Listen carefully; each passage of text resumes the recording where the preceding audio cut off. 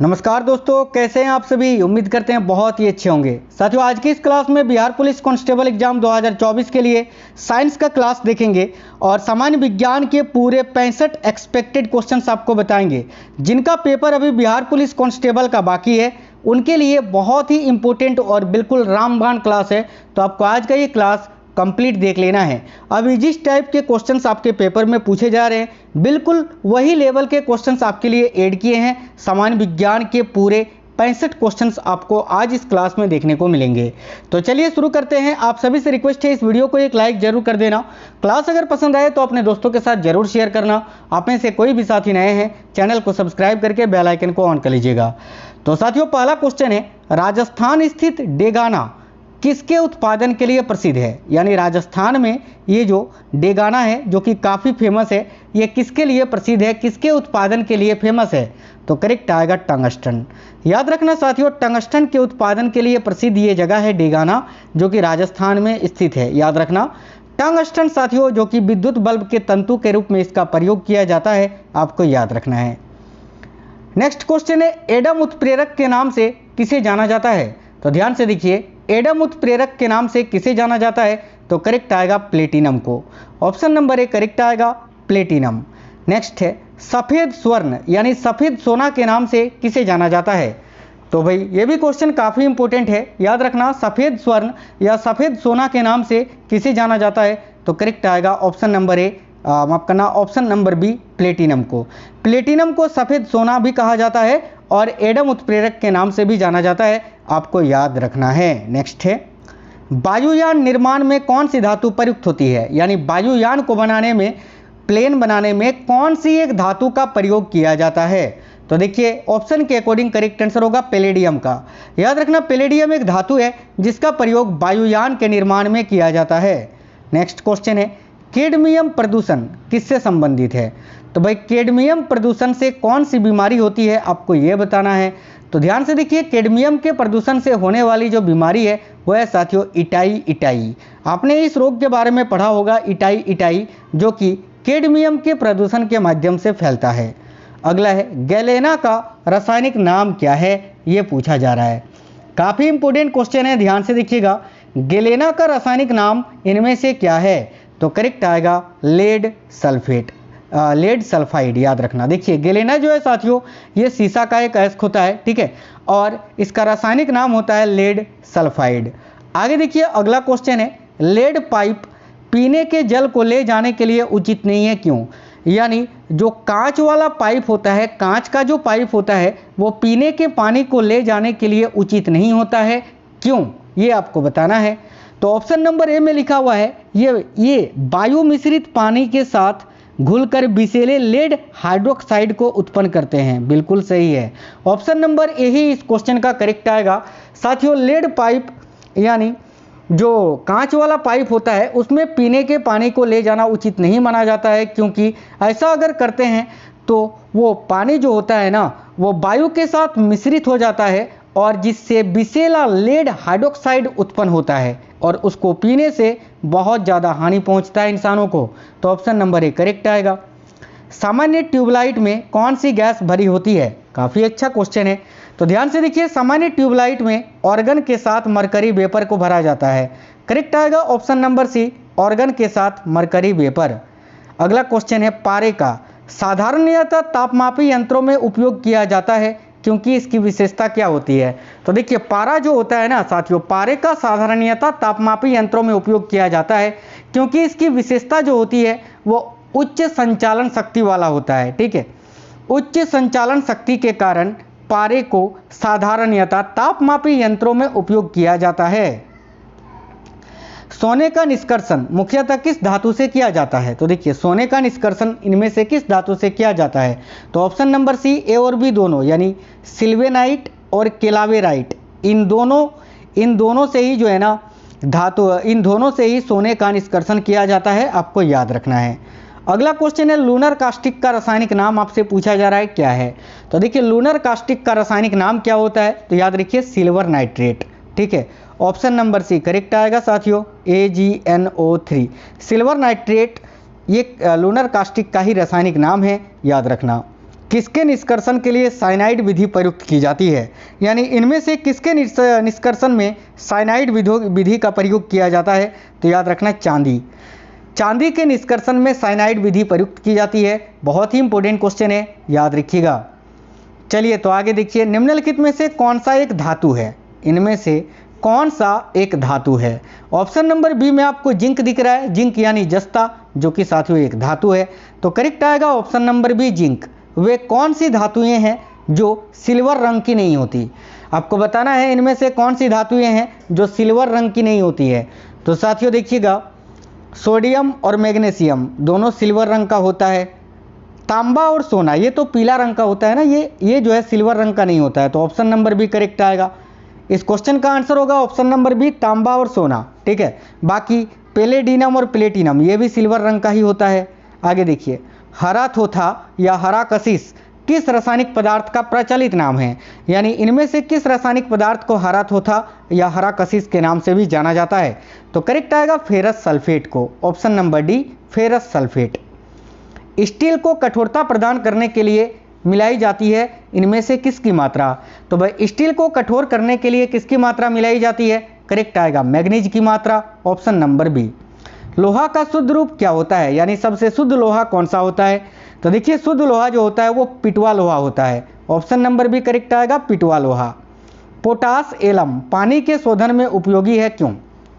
देखिए, potash alum जो होता है ये पानी के शोधन में उपयोगी होता है क्योंकि यह कोलाइडी विलयन को अवक्षेपित करती है, इसलिए याद रखना ऑप्शन नंबर सी, क्योंकि यह कोलाइडी विलयन को अवक्षेपित करती है। बॉक्साइड का रासायनिक नाम क्या है? तो साथियों ध्यान से देखिएगा, बॉक्साइड का रासायनिक नाम क्या होता है? तो हाइड्रेट एल्यूमिना। बॉक्साइड जिससे एल्युमिनियम को निकाला जाता है, एल्युमिनियम का ही अयस्क है बॉक्साइड, याद रखिएगा। बॉक्साइड से एल्युमिनियम धातु का निष्कर्षण किया जाता है किस विधि के द्वारा? तो बॉक्साइड से एल्युमिनियम धातु का निष्कर्षण किस विधि से किया जाता है? याद रखना विद्युत अपघटन द्वारा, ऑप्शन नंबर बी। प्रति अम्ल के रूप में प्रयोग किया जाने वाला क्षारक जो होता है वो कौन सा है? तो भाई इनमें से किस क्षारक का प्रयोग प्रति अम्ल के रूप में किया जाता है? तो करेक्ट आएगा मैग्नीशियम हाइड्रोक्साइड का, ऑप्शन नंबर बी। आगे देखिए, नेक्स्ट है, खाने का नमक बरसात के मौसम में गीला हो जाता है, क्यों? तो भाई खाने का जो नमक है साथियों ये बरसात के मौसम में गीला हो जाता है, क्यों? तो देखिए यहाँ करेक्ट आएगा ऑप्शन नंबर डी, याद रखिएगा ऑप्शन नंबर डी करेक्ट आएगा। सोडियम क्लोराइड में मैग्नीशियम क्लोराइड जैसी आसंजक अशुद्धता होती है, इस कारण खाने का नमक जो है यह बरसात के मौसम में गीला हो जाता है। चलिए आगे देखिए, आधुनिक आवर्त सारणी के 5वें आवर्त में कितने तत्व हैं? काफ़ी अच्छा क्वेश्चन है। तो देखिएगा, आधुनिक आवर्त सारणी का जो 5वां आवर्त है उसमें कुल कितने तत्व हैं? तो याद रखिएगा 18 तत्व, ऑप्शन नंबर सी करेक्ट आएगा। निम्न में से किसमें शून्य इलेक्ट्रॉन सजातीयता होती है? तो साथियों इनमें से किसमें शून्य इलेक्ट्रॉन सजातीयता होती है? करेक्ट आएगा नियॉन में, ऑप्शन नंबर डी नियॉन। प्रत्येक आवृत्ति, देखिए प्रत्येक आवर्त होगा यहाँ आवर्त, प्रत्येक आवर्त का अंतिम सदस्य क्या होता है? तो आवर्त सारणी में यानी पीरियोडिक टेबल में जो प्रत्येक आवर्त होता है उसका अंतिम सदस्य क्या होता है? तो याद रखिए एक अक्रिय गैस, ऑप्शन नंबर सी। आधुनिक आवर्त सारणी में तत्वों का वर्गीकरण का आधार क्या है? यानी मॉडर्न पीरियोडिक टेबल जो है उसमें तत्वों को किस आधार पर वर्गीकृत किया गया है? तो करेक्ट आएगा परमाणु संख्या पर, ऑप्शन नंबर ए। देखिए, यदि तत्वों को बढ़ते परमाणु भारों के क्रम में लिखा जाए तो हर 8वां तत्व अपने पहले तत्व के समान गुणों वाला होगा, यह कौन सा नियम है? तो साथियों ये न्यूलैंड्स का अष्टक नियम बताता है, ऑप्शन नंबर डी करेक्ट आएगा न्यूलैंड्स का अष्टक नियम। निम्न में से किसका प्रयोग नोदक या रॉकेट में ईंधन के रूप में किया जाता है? ध्यान से देखिएगा, इनमें से किसका प्रयोग नोदक या रॉकेट में ईंधन के रूप में किया जाता है? तो करेक्ट आएगा द्रव हाइड्रोजन प्लस द्रव ऑक्सीजन का।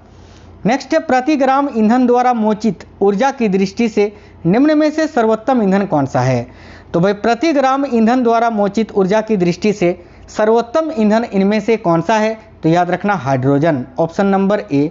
अग्निशमन यंत्र में बोतल में रखे सांद्र सल्फ्यूरिक अम्ल के साथ निम्नलिखित में से किसका सांद्र विलयन रखा जाता है? देखिए, अग्निशमन यंत्र में बोतल में रखे सांद्र सल्फ्यूरिक अम्ल के साथ निम्नलिखित में से किसका सांद्र विलयन रखा जाता है? तो करेक्ट आएगा सोडियम बाइकार्बोनेट का, option number A. Sodium bicarbonate को अग्निशामक के रूप में क्यों प्रयोग किया जाता है? तो साथियों, सोडियम बाइकार्बोनेट को अग्निशमन के रूप में क्यों प्रयोग किया जाता है, ये आपको बताना है। तो देखिए करेक्ट आएगा ऑप्शन नंबर ए, आग की। सोडियम बाइकार्बोनेट जो होता है ये आग की गर्मी प्राप्त कर कार्बन डाइऑक्साइड गैस को उत्पन्न करता है, और आपको पता है कि आग को बुझाने में कार्बन डाइऑक्साइड गैस कितना महत्वपूर्ण होता है। आगे देखिए, कार्बन मोनोऑक्साइड तथा नाइट्रोजन गैस के गैसीय मिश्रण को क्या कहते हैं? तो भाई कार्बन मोनोऑक्साइड और नाइट्रोजन गैस के गैसीय मिश्रण को क्या कहते हैं? तो इसको हम प्रोड्यूसर गैस बोलते हैं। करेक्ट आएगा ऑप्शन नंबर सी। और कार्बन मोनोऑक्साइड और हाइड्रोजन गैस का जो मिश्रण होता है इसको हम जल गैस बोलते हैं, ये भी याद रखना। देखिए क्वेश्चन बहुत ही इंपॉर्टेंट है। लाल तप्त कोक पर जल वाष्प प्रभावित करने से कार्बन मोनोऑक्साइड एवं हाइड्रोजन गैसों का मिश्रण प्राप्त होता है, जिसे क्या कहते हैं?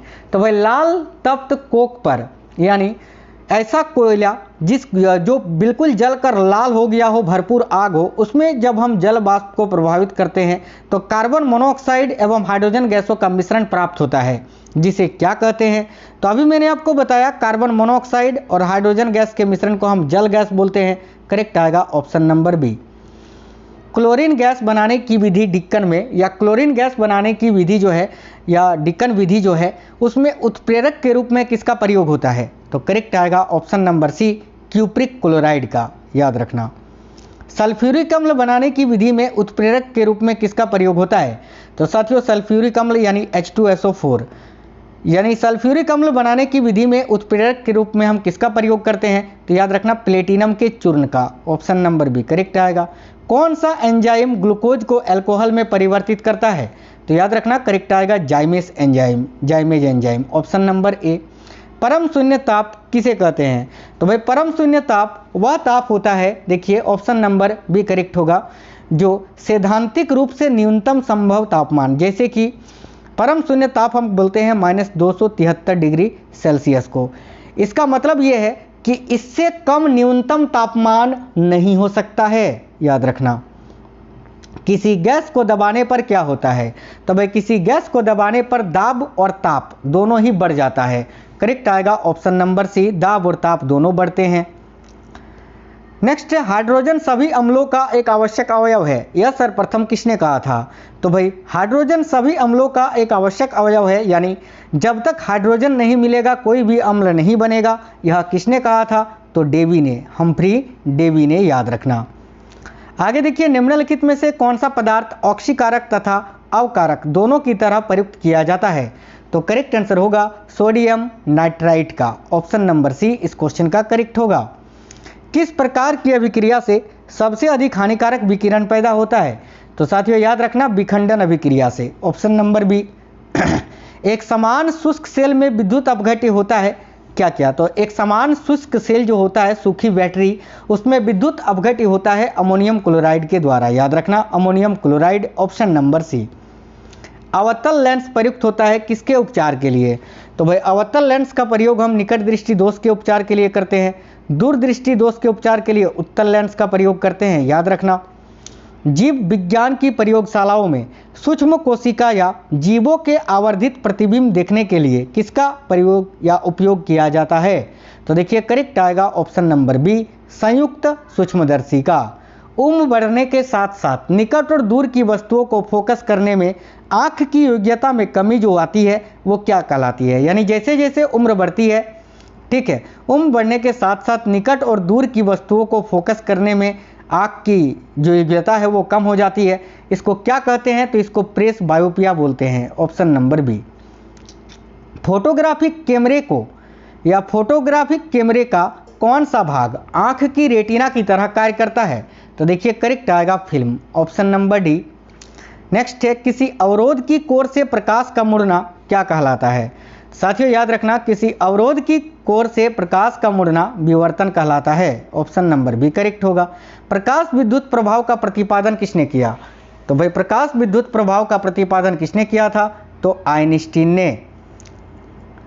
अगला क्वेश्चन है, निम्नलिखित में से कौन सी प्रघटना यह निर्णय लेने में सहायक होती है कि प्रकाश एक अनुप्रस्थ तरंग है? तो भाई यह कौन सी प्रघटना यह निर्णय लेती है कि प्रकाश तरंग जो होता है एक अनुप्रस्थ तरंग होता है? तो देखो यहाँ आपका राइट आंसर हो जाएगा ध्रुवीकरण। ठीक है, ऑप्शन नंबर सी करेक्ट आएगा। अगला है, जब किसी स्थान पर दो लाउड स्पीकर साथ साथ बजते हैं तो किसी स्थान विशेष पर बैठे श्रोता को इसकी ध्वनि नहीं सुनाई देगी। इसका कारण क्या है? तो भाई इसका कारण है व्यतिकरण, ऑप्शन नंबर बी। वायु में ध्वनि की चाल 332 मीटर प्रति सेकंड होती है। यदि दाब बढ़ाकर दोगुना कर दिया जाए तो ध्वनि की चाल पर क्या प्रभाव पड़ेगा? तो करेक्ट आएगा, कोई भी प्रभाव नहीं पड़ेगा, उतनी ही रहेगी, क्योंकि दाब बढ़ने से ध्वनि पर कोई भी प्रभाव नहीं पड़ता। हाँ, यहीं पर अगर ताप बढ़ता ना, ताप, तो साथियों ताप बढ़ने से ध्वनि का ताप बढ़ता है और ताप घटने से ध्वनि का ताप घटता है, लेकिन दाब में कोई भी प्रभाव नहीं पड़ता है। एक थर्मामीटर जो 2000 डिग्री सेल्सियस मापने हेतु उपयुक्त है, वह किस प्रकार का थर्मामीटर है? तो देखिए यहाँ आपका करेक्ट आंसर क्या हो जाएगा? तो साथियों याद रखना है ऑप्शन नंबर, देखिए इस क्वेश्चन के लिए आपका करेक्ट आंसर हो जाएगा, याद रखना है ऑप्शन नंबर सी, पूर्ण विकिरण पायरोमीटर होगा वो, जो 2000 डिग्री सेल्सियस को माप सकता है। खाना पकाने वाले बर्तनों के नीचे का हिस्सा काला क्यों छोड़ा जाता है? खाना पकाने वाले जो बर्तन होते हैं उसके नीचे का हिस्सा काला छोड़ा जाता है, क्यों? तो करेक्ट आएगा ऑप्शन नंबर बी, क्योंकि काली सतह उष्मा की अच्छी अवशोषक होती है, इस कारण। किसी वस्तु की विशिष्ट उष्मा किस पर निर्भर करती है? तो साथियों किसी भी वस्तु की जो विशिष्ट उष्मा होती है वो किस पर निर्भर करती है? तो पिंड के द्रव पर। याद रखना, कोई पिंड उष्मा को सबसे अधिक अवशोषण करता है जब वह हो किस प्रकार, यानी कोई भी पिंड उष्मा को सबसे अधिक अवशोषित कब करेगा? जब वो काले रंग का होगा, है ना, जैसे कि मैंने अभी आपको बताया था, काला और खुरदरा, ऑप्शन नंबर ए। यदि एक पेंडुलम से दोलन करने वाली घड़ी को पृथ्वी से चंद्रमा पर ले जाया जाए तो घड़ी क्या होगी? तो भाई घड़ी जो है ना साथियों क्या होगी? सुस्त हो जाएगी, ऑप्शन नंबर सी करेक्ट आएगा। यदि केश नली का व्यास दोगुना कर दिया जाए तो इसमें चढ़ने वाले जल सतह की ऊंचाई पर क्या प्रभाव पड़ेगा? तो देखिए, यदि केश नली का व्यास दोगुना कर दिया जाए तो इसमें चढ़ने वाले जल सतह की जो ऊंचाई है वो आधी रह जाएगी, याद रखना। अगला है, दलदल में फंसे व्यक्ति को, देखिए जो व्यक्ति दलदल में फंसता है उसको लेट जाने की सलाह दी जाती है, क्यों? तो देखिए करेक्ट आंसर हो जाएगा ऑप्शन नंबर ए, क्षेत्रफल अधिक होने से दाब कम हो जाता है, इस कारण। जैसे ही वो लेटेगा क्षेत्रफल अधिक होगा, और जैसे ही क्षेत्रफल अधिक होगा दाब कम होगा। ठीक है, याद रखना option number A correct answer है। किस तापमान पर जल का घनत्व अधिक होता है? तो करेक्ट आएगा 4 डिग्री सेल्सियस पर। नेक्स्ट है, स्टील की गोली पारे में तैरती है, क्यों? करेक्ट आएगा ऑप्शन नंबर ए, क्योंकि पारे का घनत्व स्टील की अपेक्षा अधिक होती है। आगे देखिए नेक्स्ट है, किसी कालीन की सफाई के लिए यदि उसे छड़ी से पीटा जाए तो उसमें कौन सा नियम लागू होता है? तो यहाँ आपका करेक्ट आंसर होगा गति का पहला नियम, यानी जड़त्व का नियम। भौतिक मात्रा ज्योति की इकाई क्या है? यानी ज्योति की इकाई आपसे पूछा जा रहा है कि ज्योति का मात्रक क्या होता है। ज्योति तीव्रता नहीं पूछ रहा है, केवल ज्योति पूछ रहा है, तो करेक्ट आएगा ऑप्शन नंबर बी लक्स। आगे देखिए, इनमें से कौन सा सम्मिलित नहीं है? देखिए समुद्री मील नौ संचालन में दूरी की इकाई, ठीक है, ये बिल्कुल सही है। शक्ति की अश्व शक्ति है, शक्ति की इकाई है। सेल्सियस उष्मा की इकाई है, नहीं, सेल्सियस जो है ये ताप की इकाई है, तापमान की, तो ये गलत है, यही आपका आंसर होगा ऑप्शन नंबर सी। आगे देखिए, बल की एसआई यूनिट क्या होती है? तो भाई बल का जो एसआई इकाई होता है वो क्या होता है, ये पूछा जा रहा है, तो साथियों करेक्ट आंसर होगा Newton, option number B. Next question है, घूर्णन करती हुई, देखिए घूर्णन करती हुई एक गोल मेज पर अचानक एक लड़का आकर बैठ जाता है, मेज के कोणीय वेग पर क्या प्रभाव पड़ेगा? तो भाई मेज का जो कोणीय वेग है साथियों, यानी वेलोसिटी, वो कम हो जाएगा। राइट आंसर आएगा ऑप्शन नंबर ए। साथियों आज के इस क्लास में थोड़े हार्ड लेवल के क्वेश्चन थे, ठीक है, जो कि बहुत ही इंपॉर्टेंट थे। अब जिनका भी पेपर अभी बाकी है बिहार पुलिस कांस्टेबल का, ऑल द बेस्ट सभी को। वीडियो को एक लाइक जरूर कर देना और अपने सभी दोस्तों के साथ इस वीडियो को जरूर शेयर करना। चलिए तो मिलते हैं आपसे नेक्स्ट वीडियो में, तब तक के लिए जय हिंद, वंदे मातरम।